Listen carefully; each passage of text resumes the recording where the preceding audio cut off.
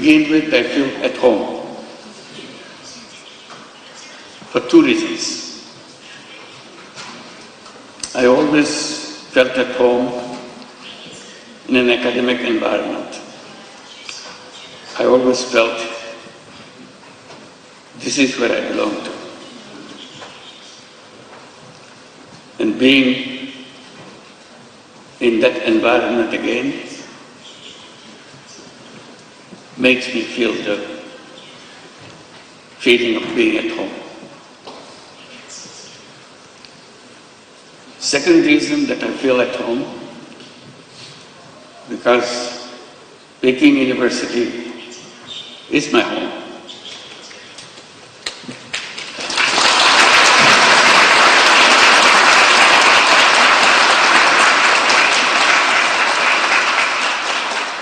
I am part of you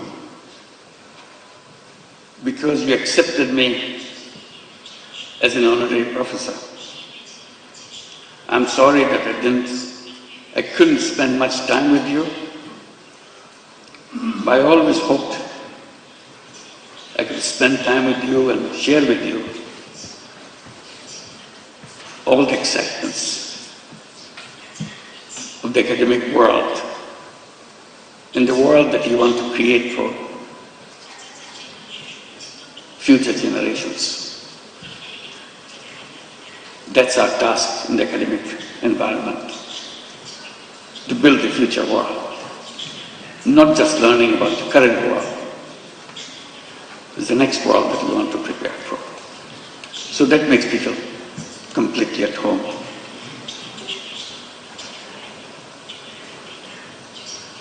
Your Excellency, Pope Boishakhi and Mr. Kong Chuan, esteemed deans and faculty members, distinguished dignitaries, officials and guests, and my dear students, ladies and gentlemen. It is with great humility and profound gratitude that I stand before you today in this prestigious institution, Peking University, the center of knowledge, wisdom, innovation, and excellence. To receive an honorary doctorate from such an esteemed university is a great honor for anybody. And I feel so humbled by your gesture for choosing me for this particular honor. This recognition once again reminds me of my commitment to work for realizing the dreams of the millions of youths who were the vanguards of the transformational changes in Bangladesh just last year. Their vision to establish a new Bangladesh in place of the Bangladesh that we had until last year.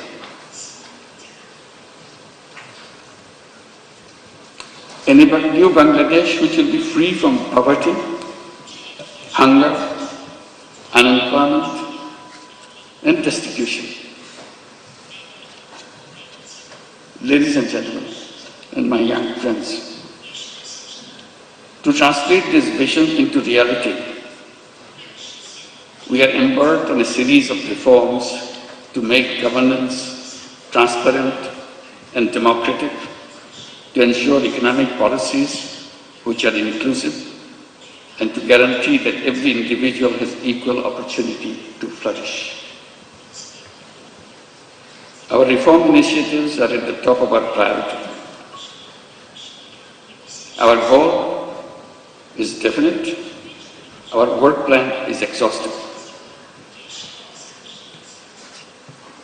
For building a stronger and more resilient Bangladesh, we emphasize economic transformation through entrepreneurship, greater investment in education and technology, and a stronger international cooperation. Distinguished guests, I have a deep and personal attachment with Peking University. Back in October 2006, I had the opportunity to be appointed as the honorary professor. To me, today's conferment is more than a personal honor. I see this as a recognition, as an acknowledgement of the resilience and courage and determination of the people, especially millions of women and young entrepreneurs who continue to prove that no challenge is too big when they are given the right opportunities to develop and break the shackles of poverty and marginalization. Throughout my journey, from being an economist to founding Grameen Bank, from pioneer microfinance to advocating social business, my core belief has remained the same. People are not poor because of the lack of skill or ambition. They are poor because the economic system has never given them a fair chance.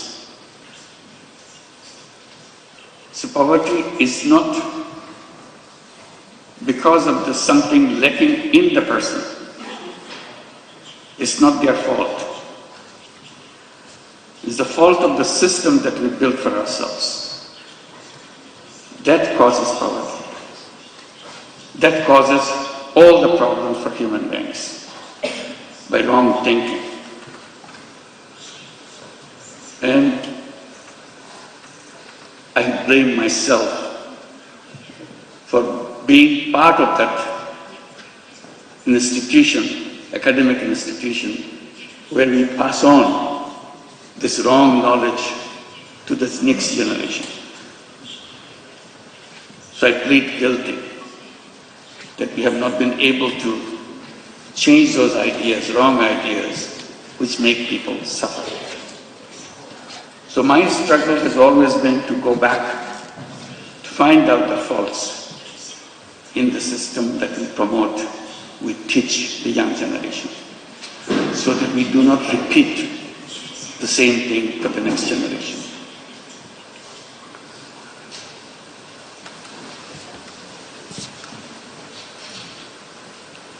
It is designed to serve only the wealthy, not the poor. That realization led me to create an alternative, one where even the poorest individuals could access the services of the institutions which are created for people.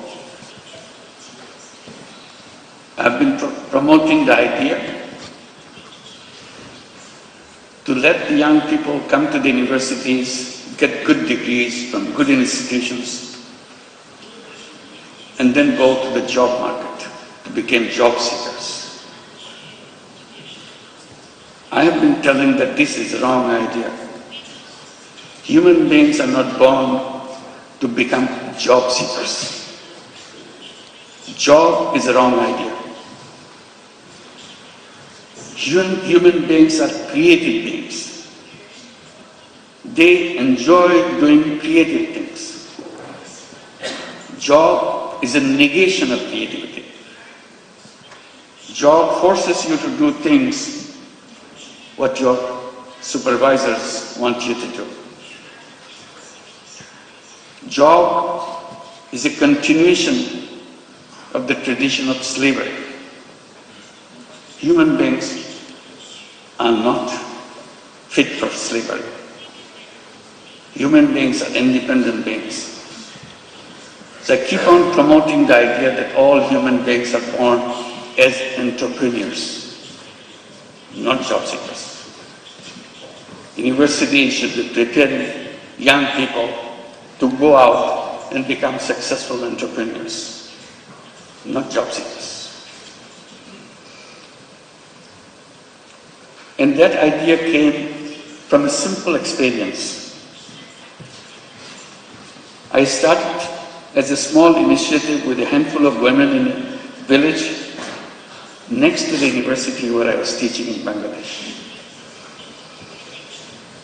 I started lending tiny little money to the poorest women that the world has ever known, just to make sure she feels that she can handle this money and change her life. I had no idea that whether it would come true, but I was amazed how these illiterate, poor women could use tiny little money, $10, $20 worth of money, and did a very successful way of paying back and change her income situation. And she continued to pursue them round after round and change her life. And it turned into millions of women all over Bangladesh, and with perfect record. That made me, that convinced me totally. All human beings are entrepreneurs, because we are taught in the textbooks only very special people are born as entrepreneurs. Rest of us human beings have to serve under them. I said, that's absolutely wrong idea. If the poorest illiterate women in Bangladesh can become an entrepreneur with a $20 loan, $30 loan, anybody in the world can become an entrepreneur. It's nature to human beings. We didn't train them. We didn't tell them how to run a business. She figured it out all by herself, because it is innate part of a human being. So that continues with a bigger question to me. What should be the purpose of education? And I keep coming back. Purpose of education is to enable to go out and bring that all creative capacity to change the world. And universities and educational institutions is not only a place to learn what happened, also imagine. Imagination is the greatest power on earth. If you imagine, it will happen. If you don't imagine, it will never happen. If you look back, things happen because somebody imagined it. Imagine something big, something unheard of, something you never dared to hope that it will work. But you imagine and stay with it. If you stay with it, it will happen. So that is the greatest power. Imagination is more powerful than anything you can bring together. So I follow that, encourage young people like you, along with what you are learning, imagine. Dare to imagine the most odd thing that you ever thought. Most necessary thing you think it could be done. At the moment it looks odd, at the moment it looks impossible. The human journey is about making impossible possible. That's our journey. And we can make that happen.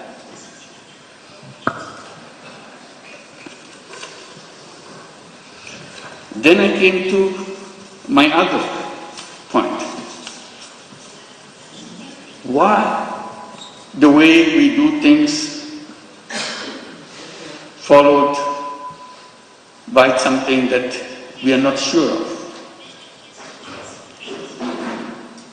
This civilization that we are passing through, will it help us to overcome the problems that we face? Problem of environmental crisis, problems of extreme wealth concentration, problem of massive unemployment? My answer was always no.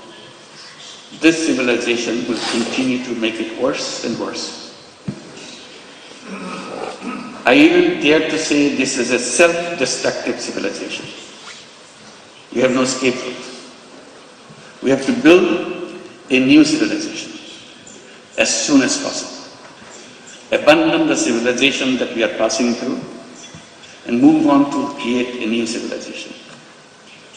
And I asked myself, what will be the feature of that civilization? The answer to me is very clear. That civilization must know that there is no environmental hazard left anymore. And that can be done with just creating a financial system, creating an economic system which doesn't depend on creating carbon emission. Carbon emission is going to kill us, so we have to get rid of carbon emission. We have to make sure there is no wealth concentration. We have to make sure there is no unemployment. So I come up with a simple formula by saying we have to create a civilization of 3 zeros. 0 net carbon emission, 0 wealth concentration, and 0 unemployment. Sounds very reasonable, but to work it out, you have to abandon the old thinking process. You have to create a world where each human being will be given an opportunity not only to express his selfish interest, also selfless interest, and create not only money-making business, create business to solve problems without any intention of making money yourself. We call it social business. So we have a series of ideas how to create this new civilization. And now I pass it on to the young people between age of 12 to 35 to create what we call 3-0 clubs. 5 young people get together, create a small, tiny club, 3-0 club. What do? Each person, each member of the club commits to undertake a new journey of life.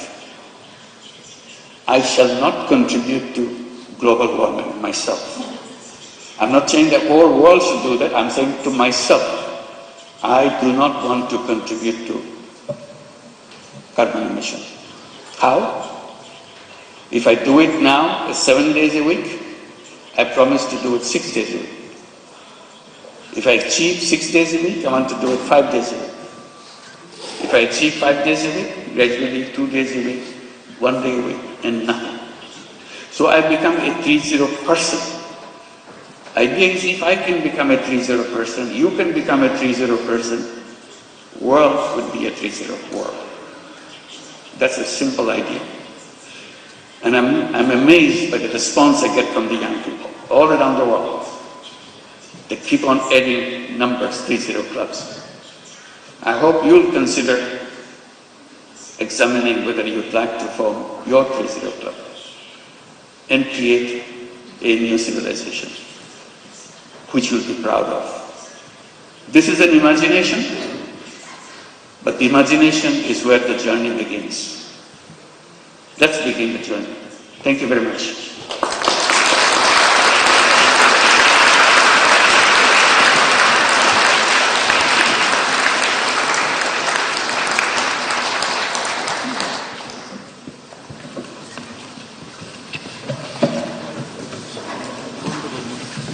感谢尤诺斯教授的精彩演讲。